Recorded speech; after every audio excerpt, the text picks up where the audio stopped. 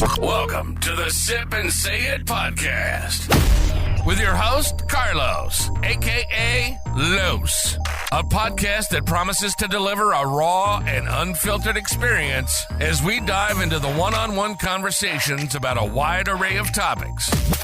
We're inviting listeners to engage in candid discussions, personal stories, and diverse perspectives. Say what's on your minds. Let's create an open space for honest dialogue. As a village, let's immerse ourselves on trending issues, personal anecdotes, thought-provoking themes. Nothing is off limits. Tune in and become part of the conversations. Let's sip and say it together.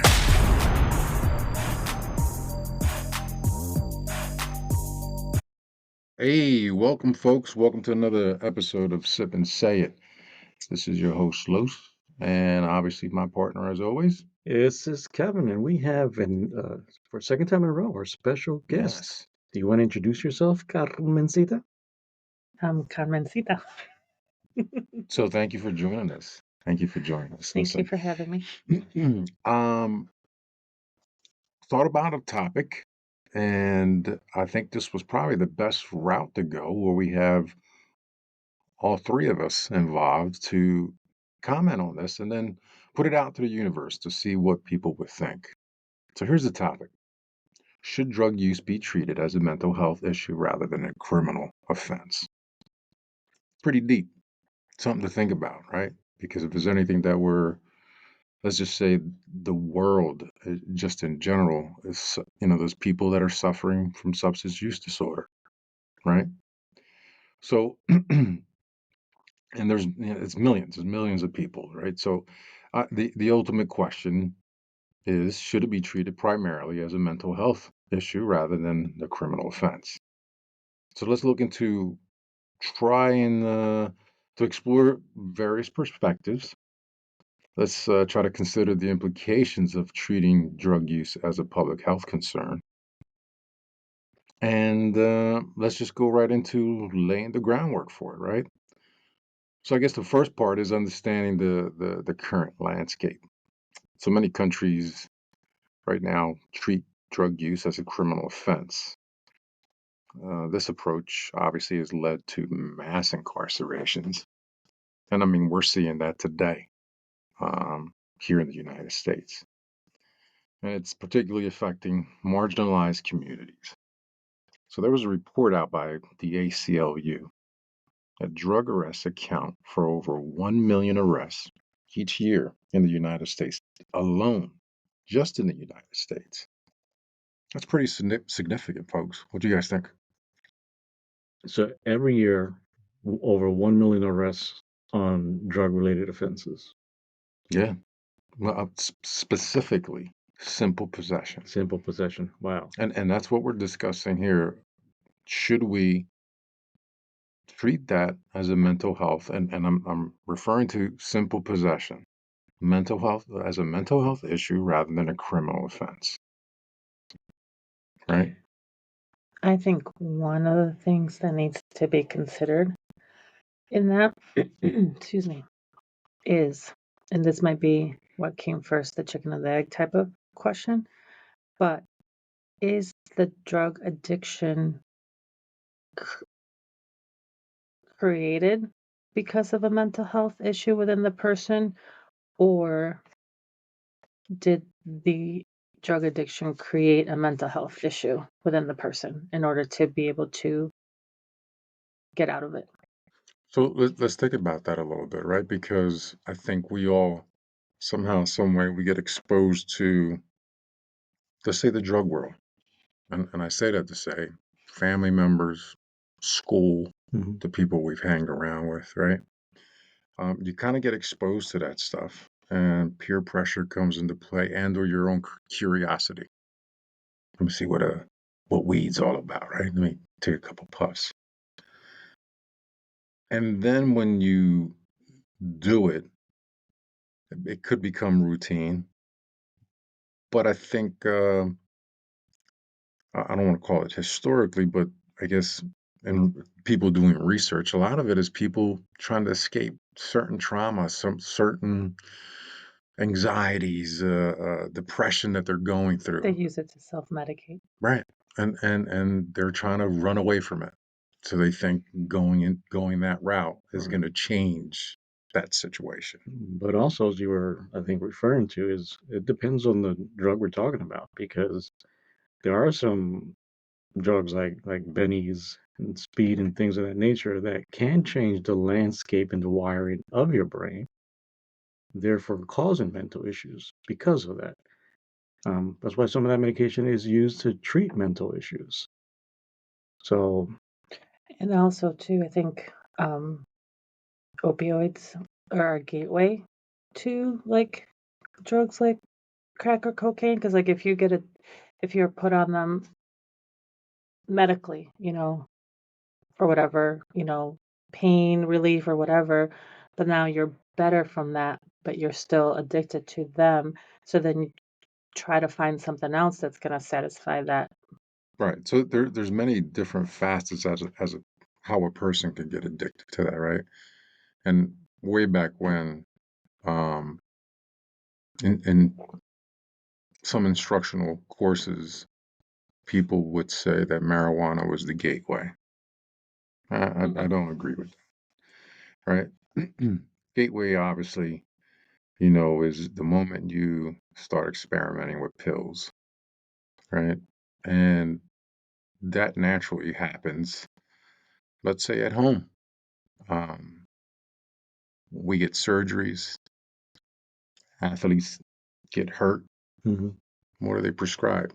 Pain meds, pain medicine, right? Muscle relaxers, muscle relaxers, right? things of that nature. People get in car accidents, Flexerol, calm your muscles down a little bit, stop contracting. You can sit back and relax. And the moment you start taking that, people start feeling that it's taking them somewhere. It's calm, it's quiet, I'm relaxed. That's what I want to feel all the time. I mean, think about it. There's actually a medical practice that's all about that, pain management, Yeah. right? That's what pain management is for. You go to these doctors, and I'm not saying all you guys are this. So if you're listening out there, I'm not trying to offend you, but those types of doctors are just illegal drug dealers. That's what they deal with. People come in, they have pain. What type of pain you have? Well, let me give you 500 milligrams of this. Let me try this. Let me try this other thing. And then next thing you know, a person's strung out. And we kind of have built a medical system around this on having people dependent on medicine. Yeah.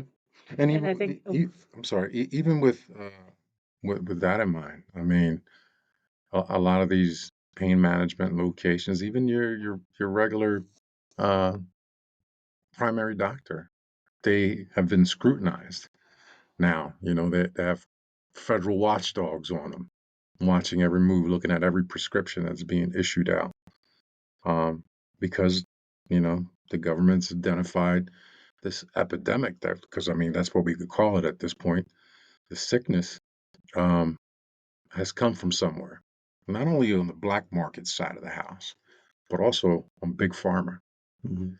So, the government is looking for ways to streamline some of that stuff because they know that, you know, they've allowed certain things that just went wild, and now Right. we're all paying for it.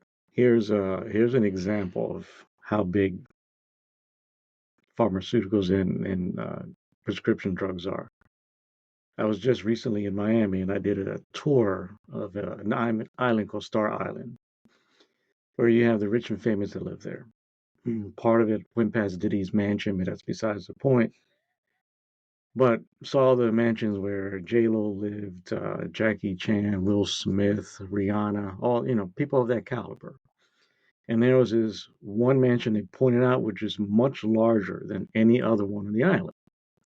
And they were asking us, well, can you guess, like, whose house this is? And everyone's starting to name singers, athletes, actors. Nobody. It was none of that. It was a doctor that owned that house. And it was easily twice the size of the other largest mansion on that island. People that are constantly on tour or whatever it is to make their money and hustling. You have this guy who created a particular medication, who has a house that's easily double the size of everybody else's. Do you know what medication he invented? I was going to be funny and say Viagra. Exactly. I should have won the lottery. But it just goes to show you that, how things are being prescribed crazy, that they get this kind of money. And what's the incentive to stop? Really? It's no incentive to stop if you're just creating, you're printing money. Every time you do another batch of pills, you're just printing more money. Yeah. And you are creating people that are dependent on these drugs. And we are creating a whole subculture of dependent people that do need help. Yeah. No, I completely agree. And I know we could continue to probably talk about this and deep dive it, but I don't want to steer away from the original topic, right? And it's, how do you see the connection between drug use and mental health, right? So, in reading a little bit, and there was an expert that basically made a comment that drug use often stems from underlying mental health issues, trauma, anxiety, depression, everything that we just finished saying. So, people may turn to substance as a coping mechanism, right? But by treating drug use as a mental health issue, we could probably address the root causes rather than just the symptoms themselves, right?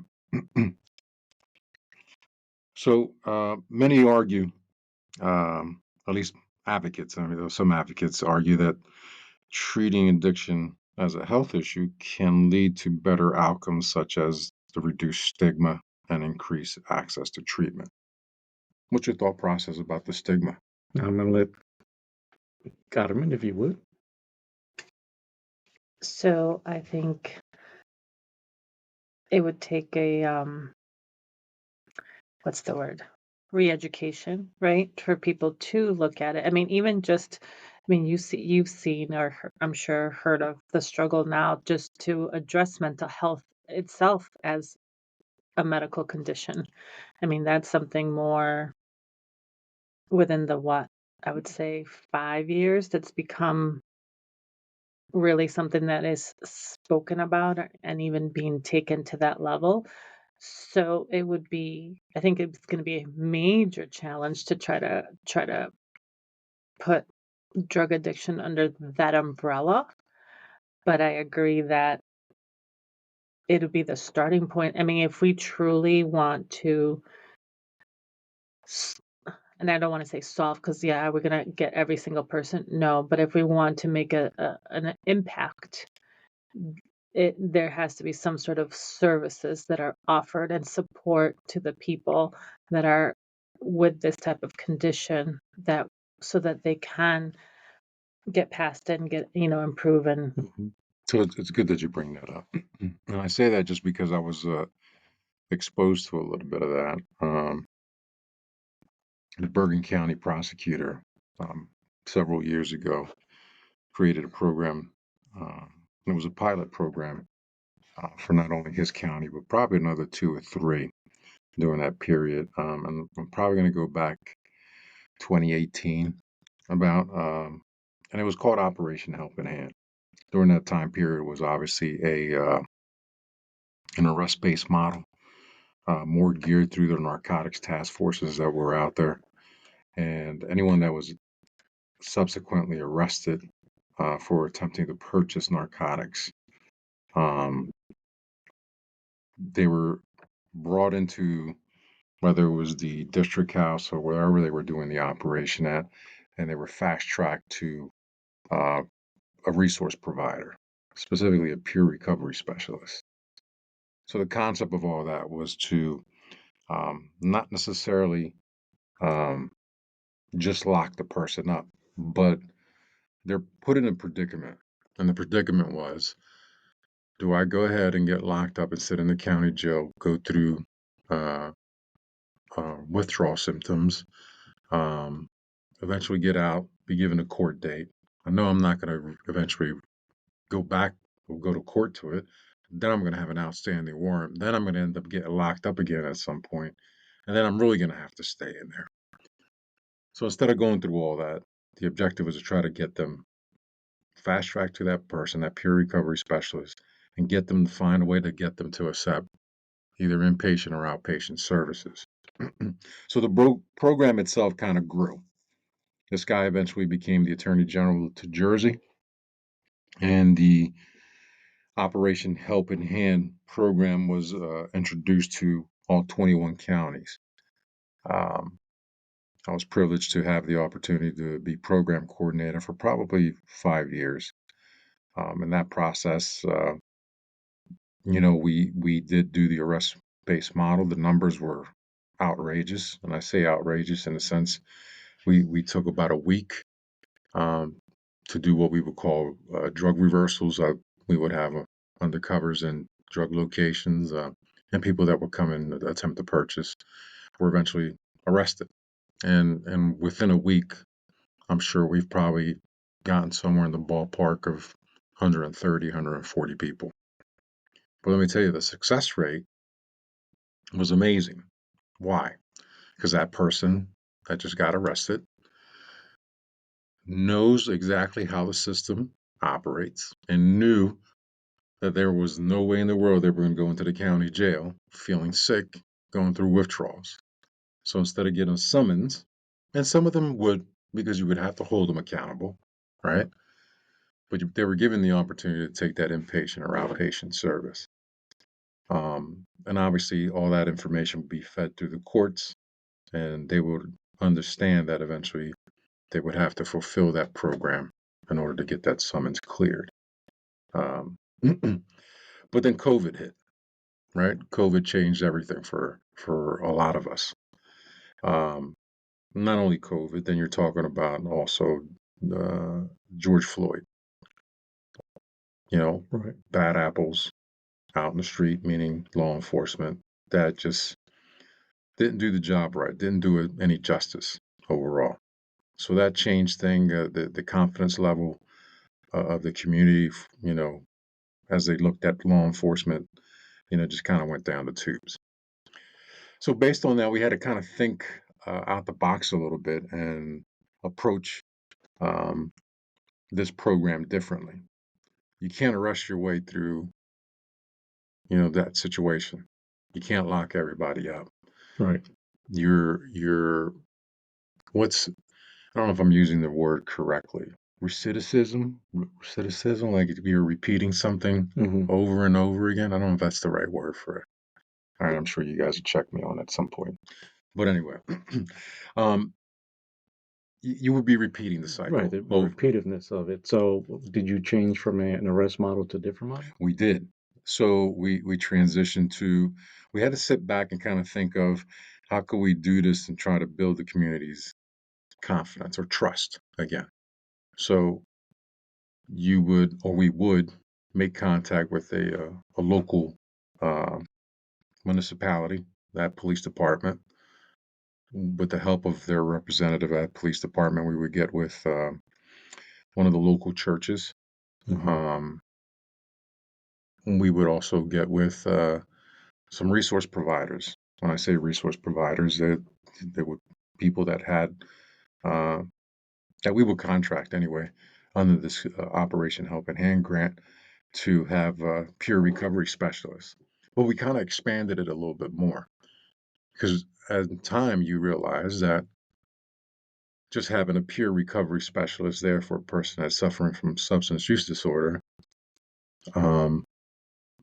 you weren't solving everything, because once you made it out into the community, you realized there were other things that the community was suffering from. Mhm. People needed a utility assistance. And you need to somehow, how you triage all that. Right. You have homelessness. Right. People that needed food. People needed clothing. Some people didn't have their social security card or ID to do things. So by having some of these resource providers eventually had the ability to do that. So again, with that police department, a local church, these resource providers, and my agency at that time, kind of quarterbacking it, we met people where they were at. And what I mean by that is that based on data that we had, areas that were being affected where law enforcement was responding to overdose deaths or the hot spots in their areas. So that's where we embedded ourselves. We went in and met people exactly right outside their doors in particular areas. Once we were set up over there, and when I say set up, we have our pop-up tents, our tables. We had all our resource information. We had those resource providers on scene. They had these large trucks, and it didn't matter. The objective was to have everything and anything available for the community at that point, right? And then we would dispatch. When I say dispatch, we would deploy law enforcement to a lot of the, um, let's just say, the low-income housing areas, high rises, The project. private homes. Mhm. It didn't matter. They would go out there, knock on doors, or leave door hangers with a lot of information on that Operation Helping Hand, and explain to people what we were doing, why we were doing it, and what was available to them. And little by little, we did get some interest from the community, but we had to now deal with another situation, and that was law enforcement going out there looking like law enforcement. Mhm. So what happens? I Either can were see that people problem. Yeah. right, people were either walking by looking at the operation outreach that was going on, and/or we were knocking on doors and people were, are they out here trying to arrest people? Yeah. They're looking at Who are people they for looking for? warrants. Right. Right. Yeah. Is this an arrest operation? So we had to transition from being in a tactical vest and guns being exposed to transitioning into a much softer look. Mhm. A softer look with polos. Go ahead. I was gonna say more human, more uh, Yeah. The vests were pastel colors. They're very, very pretty. blend in a little bit better. Yeah, I mean, listen, that was the objective. You wanted to be much more welcoming Mhm. instead of pushing people away. Or having people hide from you Right. or think you're up to something. Right. And because here's the reality, and I'm gonna speak the truth. Um, People that were going through things or doing things that they know that were being illegal, they know that they had an outstanding warrant, or that they just didn't want any contact with law enforcement. Right. So they had to find a way to try to transition out of that, and we did. You know, they were out in polo shirts. Yeah, they were in khaki pants and stuff like that, but it was a much softer look Mhm. than looking tactical and, look like you're, about to bust through somebody's door, right? Like Right. that was not the objective. The objective was to be able to put the word out that, there was an outreach available for them. So, which was key. And that changed, and then our numbers, our the contact with the community, when I say numbers, increased even more. I know this is sort of off topic, but do you think that if you would have tried it in a different type of community, if you would have been accepted in a different manner? Well, that's a great question because probably for the first 3 years of doing the Operation Help at Hand, which was the arrest model, it was all concentrated in Camden, in the city. Mhm. The city was infamously known to have over 200 drug sets, and little by little, law enforcement, federal task forces, and all that did what they needed to do. And that's going to be a great story for season 2 of Sip and Say It. So I don't want to spoil it, but Teaser. yeah, that was a little bit of a teaser. But yeah, that was a different world, and that was the thinking out of the box and going into that outreach model. We had to think of and an understanding that Camden is the root because that's where all the drugs were being technically sold. Like Right. Flowing through there, right. originating that. Right. And I'm about to take you to another part of this. People that would buy drugs in the city and go out to the burbs could sell it for more. So those in the burbs, instead of paying that extra tax, will go into the city. So that's how those numbers were huge for us. Because the reality out of And one day, if we locked 40 people up, 5 could be from the city. The rest were all from the burbs that either drove in in a vehicle, got dropped off by a taxi, or had a bike and bicycled in. So again, in thinking out of the box, now going to this outreach model, we said we'll still do an operation in the city at some point, but these outreach operations, we could jump from municipality to municipality. So the way I set it up, it was every Wednesday, two Wednesdays a month. One would be, let's just hypothetically say we started in Cherry Hill. The second Wednesday of the month, we would be in Pennsauken. So we would hop around throughout the county to go where those hot spots were at, and where we could meet people where they're at and bring those services to them. So you created a template in Camden. You created your template that you're able to apply in the different areas. Yeah. And again, the difference was we started an arrest-based model there, transitioned to an outreach, and then figured at the end of the day, because here's the truth, Camden receives so much federal funding. It's amazing, the federal funding. And then who gets forgotten? The people in Camden, right? Not necessarily people in Camden, but I'm talking about those people out in the burbs. Oh, Because you got to remember, the people in the burbs come into the city to pick and get their drugs, and so then you're go talking back. about, right? So you're talking about funding for programs for help, Right. right? That the city got. Right. But were we addressing, the bigger issues that were being seen out in the burbs? Right. Was The mentality is they don't need it. Like you think, oh, they're in the burbs, they're not doing. Either that or cut the head off the snake, and then you don't have to worry about the burbs, right? That kind of thought process too. Right. But I mean, listen, drug use, drug distribution, it's everywhere. It's everywhere. I mean, in time, again, I don't want to spoil some of the talk for season 2, but you guys will get to see the opportunity, and you guys will get exposed to some of the people I will be bringing in to talk about,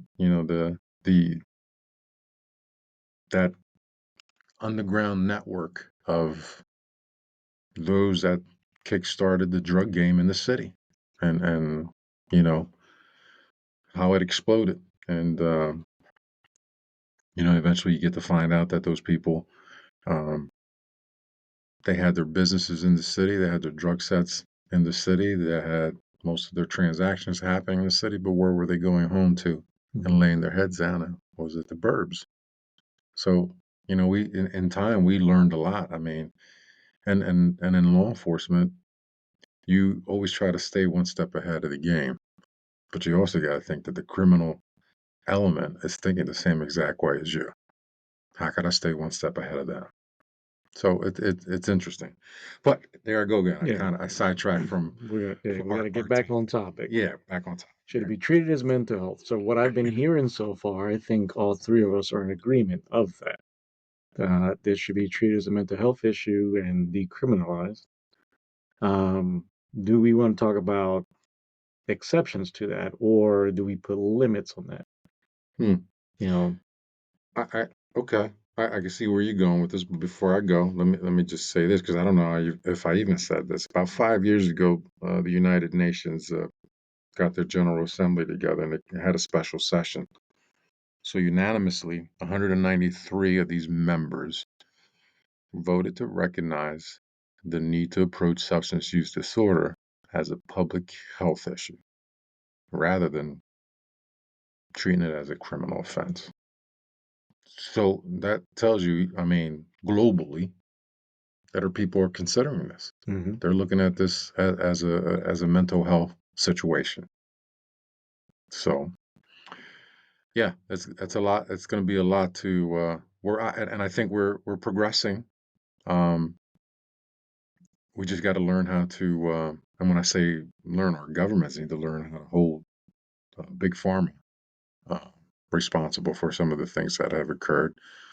on top of law enforcement, needs to keep doing what they're doing, dealing with that underground network of black market narcotics.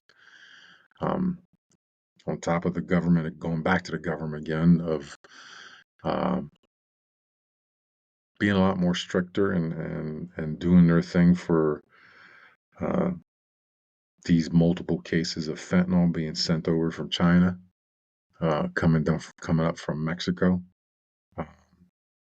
Yeah, there's things that they need to do to lock that down. Mm-hmm. So, all right. So back to what you just brought up.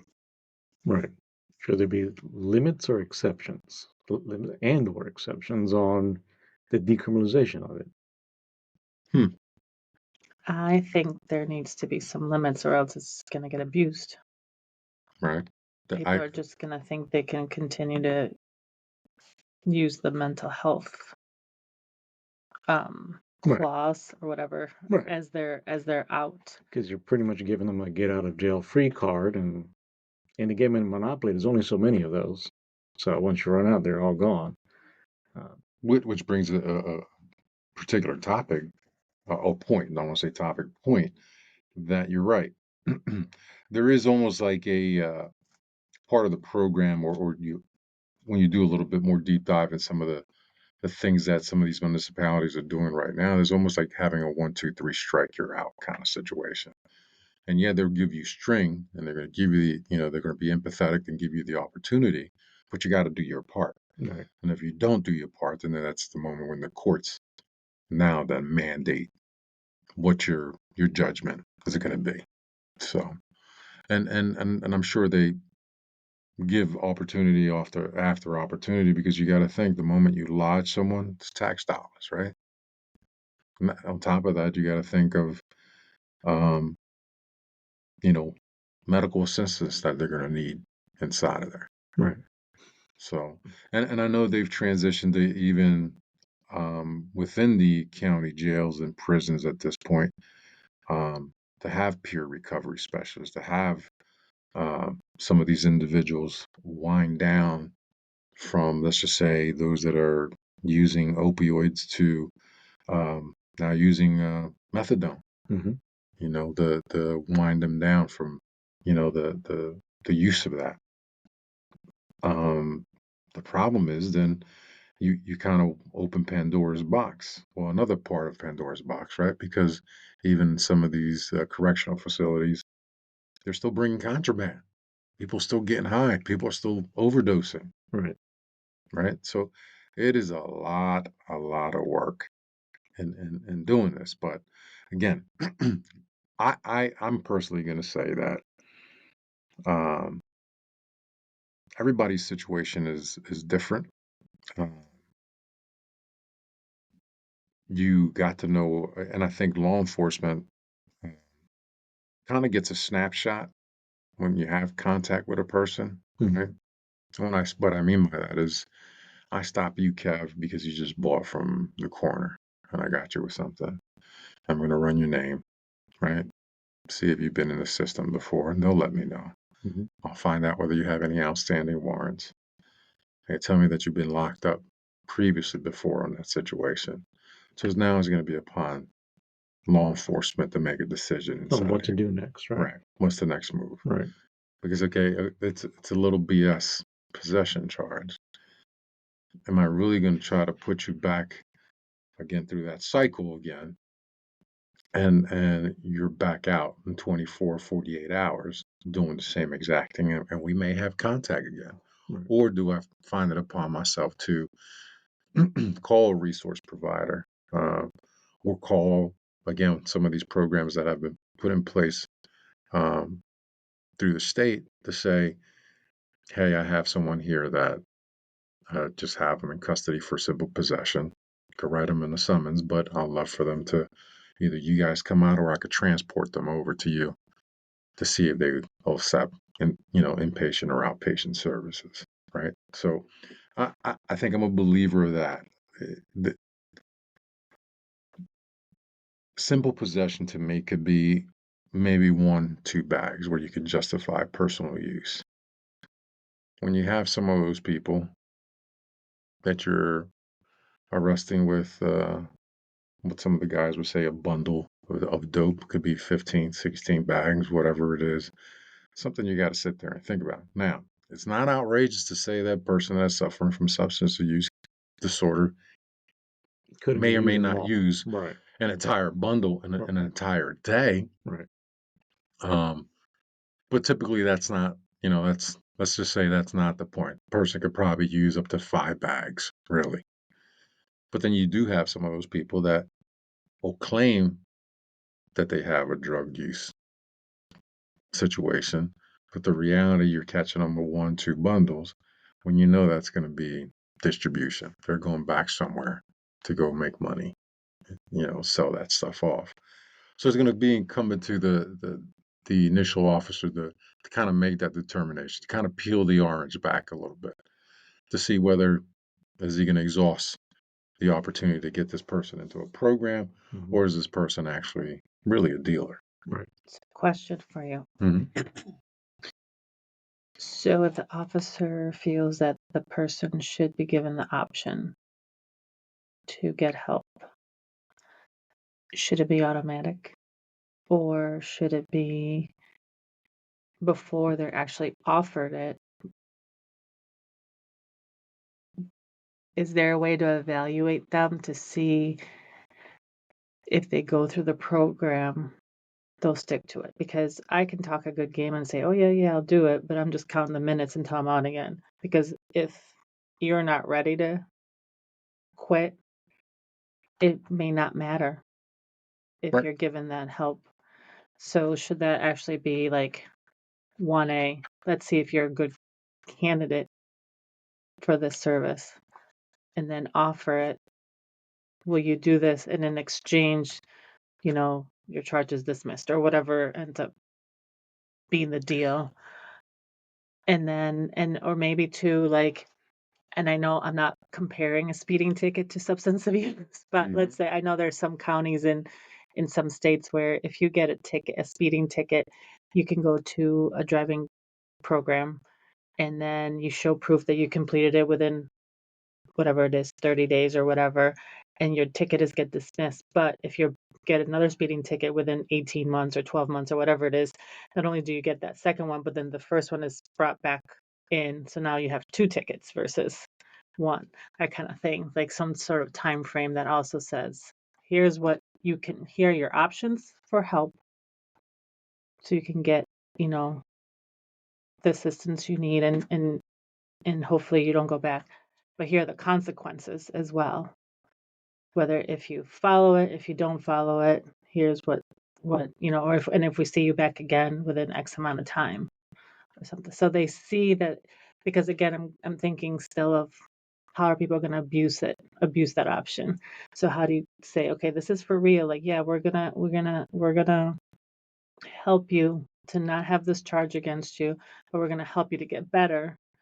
But you have to show us that you mean it, kind of Right. thing. I mean, and listen, I may be talking out of context and something like this, but the reality, certain fail safes need to be in place for that officer to make that decision. Again, he has to peel the orange a little bit to understand what those that have gone through peer recovery coaching classes. You got to find a way to learn that person's pie, right? And that person's pie is historically you want to know what's gotten them to there. Now, this is facts. Do you have most officers that are really going to take the time to try to learn a person's pie within a 5-minute period? Realistically, you Right. can't. You got radio. If you're working in the area or sector or in the city where that the radio is hopping nonstop, you don't have time for that. Now, what could happen is that, Kev, I lock you up. I'm gonna put you on a summons. You're gonna, I'm gonna process you and kind of move you forward because I'm gonna have to jump back out in the street and respond to other jobs down the line, Thank you, sir. Thank you. right? Eventually, you'll have that court date. Mhm. The expectation is that you're gonna go to that court date at some point, and you're gonna end up seeing the prosecutor. You're gonna be seeing the judge, And realistically, that's the moment. That's the issue too, right? If you have a mental illness, you're most likely not going to make that court date because you got a mental issue, right? You're not Right. concerned with dates. You may not even know what the date is. Right. So and that typically happens. The next time we have contact, you're going to end up getting locked up. Mhm. Within those 24 hours, 48 hours, you're going to have a video court situation. They're going to know all about you. They're going to see whether the officer gave you an opportunity the first time, but the second time now you're caught up, and then you're going to be given that option. The courts now is going to the prosecutor, the judge, they're going to uh, again work with that public defender, or if they have private attorney, to get that person navigated into a program somehow, some way. And the reality, there's fail safes in between. You got to be clean for X amount of times. You got to go through this program, and if you don't, these are the consequences that are in place. So, yeah, there's a lot of moving parts to this process, but I'm still gonna. I would be that guy that is gonna be supporting that. Yeah, I think we should minimize uh, the simple possession charges, treat them as mental health situations, and try to get people fast tracked to that. You're going to minimize um, these correctional facilities, um, the abundance of bodies that are in there. Right. You're going to minimize other sicknesses Right. that may occur. Hopefully save some tax dollars. Right. You may, out of the 5 that you put through the program, you may be successful with 2, and that's a win. Mhm. Even through my outreach time, we could have had 30, 40 people come through, but if I got 1 that said yes, I need help, I want to go, that was a win for me. Mhm. That was an absolute win. So, and there's good stories about that, in the past that we were successful. But yeah, I think I'm a big component of that, and I think there still needs to be some more uh, education, not only for the public but law enforcement and other resources to be provided to them. And I think the thought addresses the big part, which is dealing with the root cause, right? You're not just letting people continue with this without recourse, right? Which I think it's huge to even provide something that gives that option. Like you said, even if out of 5 you help 2, but that's really 2 people you've helped versus 0. So I think that's major. No, that's the key. You're not only helping them, but just think of those 2 that you helped, the family that you helped. The butterfly effect, right? Mhm. That And who knows if they may yeah. encourage people they know to Yeah, who knows how many people seek their help as well. lives will change because of what they went through, and just have that effect. Yeah, yeah, and that's key. So, listen, folks, ain't no question in my mind that I think we could surely elaborate on this stuff for so much more, so much longer. I mean, we could probably make a couple of episodes on this because it is a huge topic, and not only globally, but more importantly here in the United States.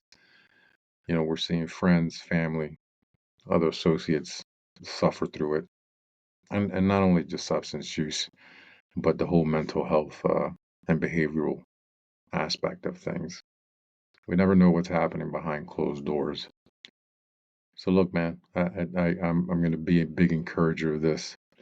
Get to know your people, get to know family, and it's okay to smile and sometimes even inquire, how's your day? How are you feeling? How are you feeling? And don't take, I'm good, because sometimes there's behind that I'm good, there's other things. Right.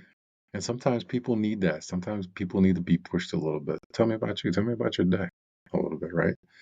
To peel away at that. And you may open up a person and maybe identify that they've reached that rock bottom. And I think we all hold a responsibility of some sort to, again, whether it's family or friend, to help that person somehow, some way, guide them, because there is a lot of resources out there, and the more we educate ourselves, the more we'll be able to guide someone, again, could be a loved one or a friend that may be suffering from that situation. So, And I think with that, it's also being aware of who they are. 'Cause someone can say, I'm good. And for them, they're good. But if they answer differently, you're like, something's going on. So yeah, sometimes it's also just being aware of what is their status quo and noticing when something is off. And then you can probe. yeah, Yeah, like you said, get to know the pie. yeah. And yeah, people take a deep dive in, and peer recovery specialists or coaching, and you guys will understand what that means of knowing a person's pie, and also understanding that at the end of the day, a person to accept any help, it's on their time, at their point, when they feel that they're ready for it. Because by forcing them, you're pushing them away, you're pushing them back to the thing you're trying to get them away from. So without a shadow of a doubt, people, I'd like to hear your comments, concerns, whether you guys want to touch this subject again. So reach out to us at sipandsayitpodcast@gmail.com. And Kev, what's our other one? info@sipandsayit.com, and just go to the website, sipandsayit.com, for more information, to get links to past episodes and current episodes. Yeah. And Carmencita, thank you for joining us once again. Thank you for having me. Yeah, you. That's right.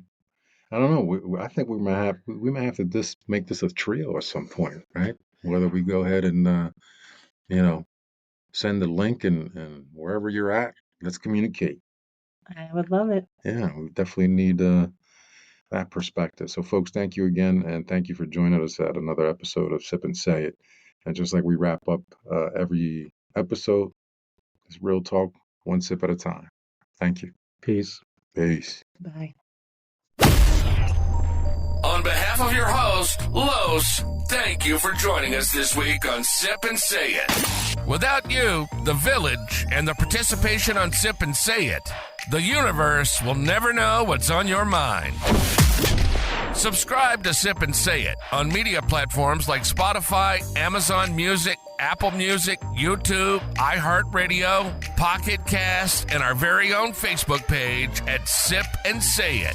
Email us with your thoughts about the episode or topics you'd like to hear to be discussed at sipandsayitpodcast@gmail.com. Tune in next for our next episode. We can sip and say it together.